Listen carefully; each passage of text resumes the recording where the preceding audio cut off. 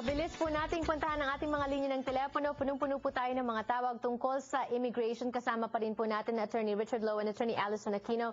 Leonardo is on the line. Hi, Leonardo. Hello, good afternoon, Janelle. Yes. May tatanong ako. Kasi yung mother-in-law ko, pure Japanese siya. Kasi pag pure Japanese ka, ang tatay niya Filipino, no? Half yung misis ko, no? Yung mga kapatid niya nasa Japan. Naging citizen sila ng citizen Japan. Na-convert na sila sa Japanese citizen.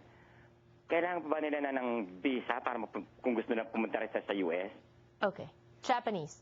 If you're a Japanese citizen, you can actually enter under a program called the Visa Waiver Program, and you do not need a visa in order to enter the United States. With that said, however, there are strict limitations to someone who enters under the Visa Waiver Program. They're only allowed to remain in the U.S. a maximum of 90 days, and they do not have the ability to change to any other type of visa. Oh, so not like Filipinos. Sometimes we come here on tourist visa, and then we enroll, and then we get accepted. We can change that to a work visa. For Japanese, no. Well, under that situation, the person actually has a visa and is entering the United States. Under the Visa Waiver Program, they don't have any visa, and that's why it's so strict and so limited. Okay. All right. Elena is on the line. Hi. Hi. Yes. Itatanong ko lang sana kung kasi nagbayad na, pinitition ko yung anak ko na nasa Pilipinas pa hanggang ngayon, tapos pinadala na kami ng notice na ng immigration ng visa center, tapos nagbayad na kami ng affidavit of support, nagbayad na kami ng processing fee, pero hanggang ngayon siguro magpo-4 months ng Okay, magpo-4 months na daw. The petition, they got the notice that I guess it's current, their petition, and then they paid the necessary fees, but then it's been 4 months and they still haven't heard anything. Is that normal? No, that's not normal. Yeah, normally once you pay the fees, they're pretty quick to then go to the next step, which is then send out the forms so that you can fill out those forms and return them back to the National Visa Center, and with all the other additional documentation, the affidavit of support and all of that. So what could have happened there? Actually, the individual, I don't know if they're aware, but once the fee has been paid, you can actually go online and check and verify that the payment has been received. Okay. Once you verify that, you can download all the instructions. You don't have to wait for further contact from the National Visa Center.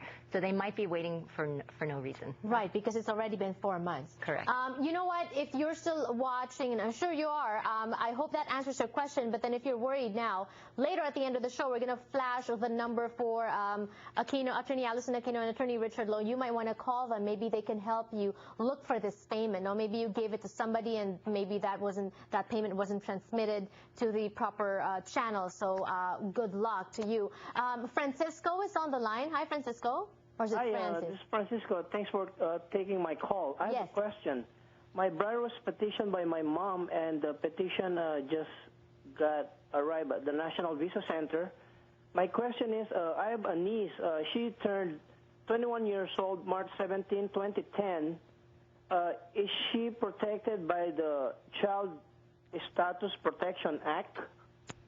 Yeah, I would say very likely, but what you have to look at is how long did the petition take to become approved. So you look at from the starting point of when it was submitted to when it was actually approved, and you can subtract that time from the time that the visa became available. So that's very important to know those three things: when it was filed, when it was approved, and when the visa actually became available. It sounds like if she just turned 21 in March, that she's probably going to have enough processing time. Most of these petitions we're taking a couple of years to approve, so you're going to be able to knock off a couple of years off of somebody's age. Okay. All right. Raj is on the line. Hi, Raj. Hi, good afternoon. My question is that I just finished my medical residency, and I just applied for a waiver, J1 waiver, and it is showing that the J1 waiver is still pending in the Department of State. Also, I have a B2 visa, which is a visitor's visa.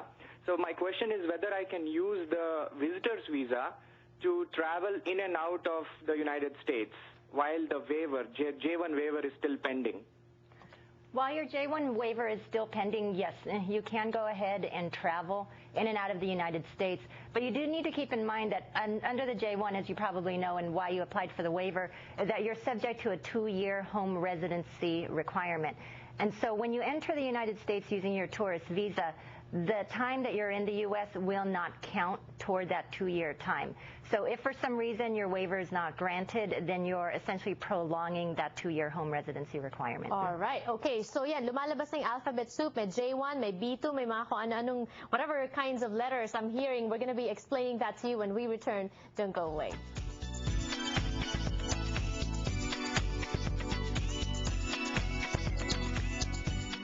Ang Kababayan LA ay hatid sa inyo ng McDonald's at ng bagong McCafe Espresso Drinks.